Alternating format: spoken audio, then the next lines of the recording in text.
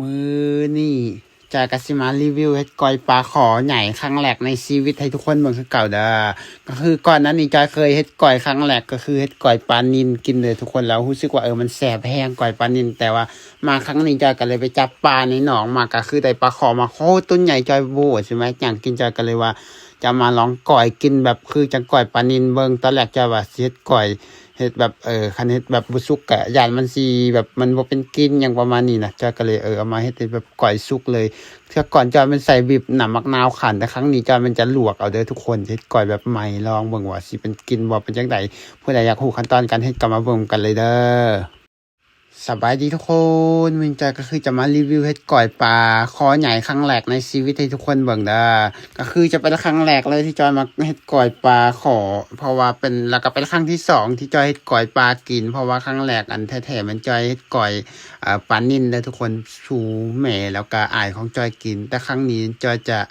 มาเฮ็ดเป็นก้อยปลาขอคือปลาขอที่ได้มาจากในหนองทุกคนโคตรตัวใหญ่เลยก็คือแบบว่าเป็นตัวแรกที่จอยได้มาโคตรตัวใหญ่แบบนี้นะทุกคนได้มาจอยก็ต้องเอามาสักเก็ดแล้วจอยก็แบบว่าจะต้องเอาเกลือมาใส่เผื่อล้างแบบนี้นะเขาบอกว่าเฮาล้างด้วยเกลือเฮ็ดให้ปลาบ่ขาวเพราะฉะนั้นจอยก็เลยว่าลองเอาเกลือมาใส่ทาเพื่อล้างเบิ่งก่อนทุกคนเพราะว่าจอยเห็นเขาเจ้าเฮ็ดในโซเชียลเขาบอกว่าล้างด้วยเกลือมันจะบ่ขาวว่าซั่นจอยก็เลยมาล้างด้วยเกลือด้วยทุกคน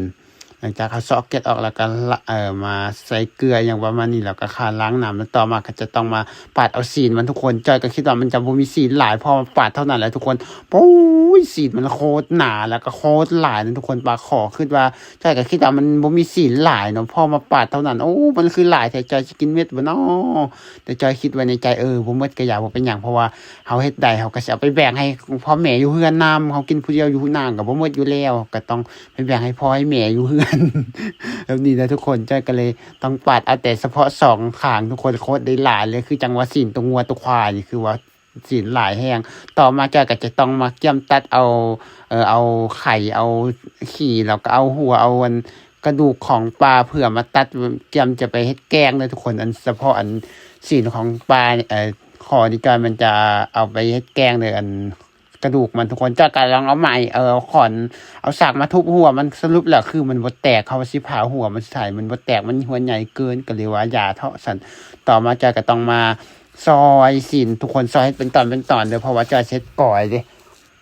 เทื่อก่อนมันจ้อยเฮ็ดก่อยมันจ้อยบีบน้ำมะนาวใส่แต่ช่วงนี้มันจ้อยบ่มีน้ำมะนาวทุกคนเพราะว่าจ้อยบ่ได้เข้าในเมืองโดนเติบช่วงนี้บ่มีน้ำมันก็เลยบ่ได้เข้าในเมืองเลยจ้อยก็เลยว่า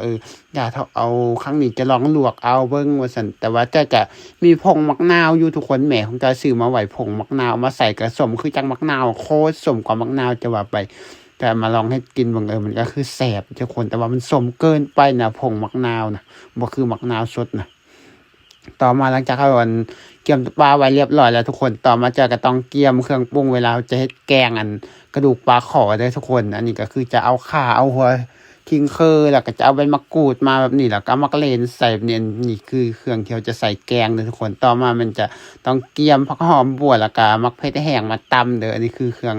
ปรุงที่เราจะใส่แกงอันนี้นะมันอันเครื่องปรุงที่จอยจะใส่แกงต่อมาก็เกี่ยมจะใส่อันเฮ็ดก้อยเด้อทุกคนก็ต้องซอยหัวสิไข่แบบมุนๆแล้วก็ซอยใบมะกรูดน้อยนึงอันนี้จะเฮ็ดใส่ก้อยแล้วก็จะเป็นผักกาดกำใส่หลังจากนั้นแล้วก็กระเทียมใส่น้อยนึง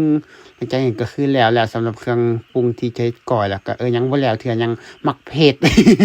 ลืมมักเผ็ดทุกคนคือเอามักเผ็ดมาใส่อันนี้หลังจากนี้ก็คือแล้วมาเกี่ยมเครื่องปรุงที่เราจะไปแกงแล้วก็เกี่ยมเฮ็ดก้อยพร้อมทุกคนก็คือจะมีแค่นี้เด้อก็จะเป็นน้ำปลาแดกอันที่เห็นสีดำคือน้ำปลาแดกเด้อต่อมาก็คือเรียบร้อยอย่างก็มีไข่มดแดงเขาก็มีแล้วทุกคนจอยไปเอามดแดงมาพร้อมต่อมาก็เกี่ยมดังไฟเด้อเขาจะ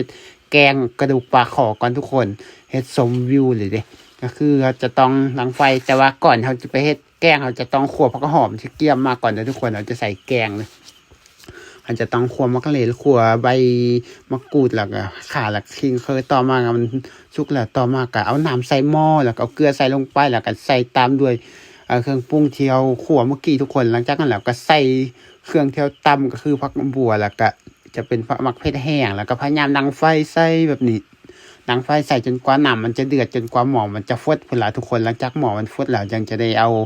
ตัวปลาใส่อย่างประมาณนี้นะแต่ว่าเราก็จะต้องตั้งไฟใส่จนกว่ามันจะฟดก้อนแบบนี้เลยทุกคน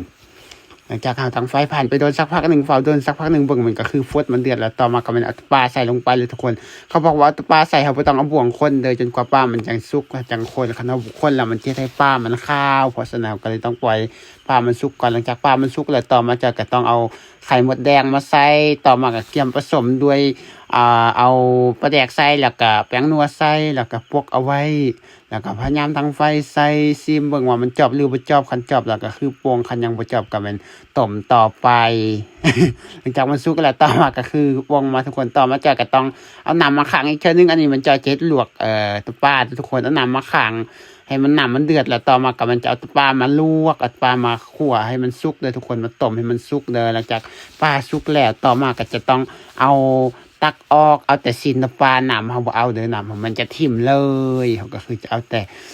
ซีนปลาต่อมาก็มันมาทอกใส่ซามันก็ไก่สิมืดแล้วล่ะให้ตอนแรงต่อมาก็เอาข้าวคั่วใส่น้อยนึงแล้วก็มักเผ็ดแห้งใส่แล้วก็จะเอาเกลือใส่แล้วก็แป้งนัวใส่แบบนี้อันนี้คือเจ็ดก่อยเด้อก็แล้วก็จะเป็นน้ำมักนาวมันที่จอยเอามาเป็นอันผงมักนาวอันเด้อทุกคนน้ำมักนาวส่วนบ่มีมันเอาผงมักนาวมาใส่น้ำแล้วก็เอาใส่หลังจากนั้นแล้วก็คนเข้าไปมันเข้ากันแล้วก็ตามด้วยผักหอมต่อมาก็ต้องคนเข้าไปอีกเทื่อนึงให้มันเข้ากันแล้วก็จะต้องซีมเบิ่งว่ามันจบหรือบ่จบคันจบแล้วก็กินแล้วคันบ่จบก็ตื่มแบบนี้ทุกคนนี่มันให้กินตอนแรกเด้อให้จนกว่ามันจะมืดพอเฮ็ดแล้วเท่านั้นแหละก็เลยมืดพอดีจอยก็เลยเกี่ยมมากินข้าวตอนแรกทุกคนเลิกมาอยากกินข้าวก็เลยมาถ่ายคลิปอีกเทื่อนึงเฮ็ดตักแกงออกมาใส่ในถ้วยแล้วก็มีเครื่องกับของจอยก็จะมีมักแตงแล้วก็จะเป็นผักสลัดหรือว่าผักหาดขึ้นนั่นเด้อทุกคนผักหาดขึ้นว่ามันผักหาดขึ้นนั่นแหละ ผักคัดขึ้นผักคัดขึ้นคือบ้านเจอมันผักสลัดแต่ทุกคนผักที่มันกินแล้วคือจังมีโตอย่างจับปากนะมากับก้อยปลาแล้วก็แกงปลานี่คือแซ่บแห้งทุกคนเฮ็ดเองกินเองก็คือแซ่บบ่แซ่บก็คือแซ่บเฮ็ดแล้วก็ยังอยากกินอีกอันนี้มันคลิปถ่ายแต่เมื่อวานก่อนพุ่นเด้อ แล้วสำหรับคลิปตัวนี้จอยก็สิได้ขอจบสำนี้สำหรับการเฮ็ดก้อยปลาของจอยก็มีแค่นี้แล้วทุกคนแล้วพบกันใหม่คลิปหน้าเด้อสำหรับคลิปนี้ขอจบสำนี้ว่าแล้วก็ไปบายพบกันใหม่คลิปหน้าเด้อทุกคน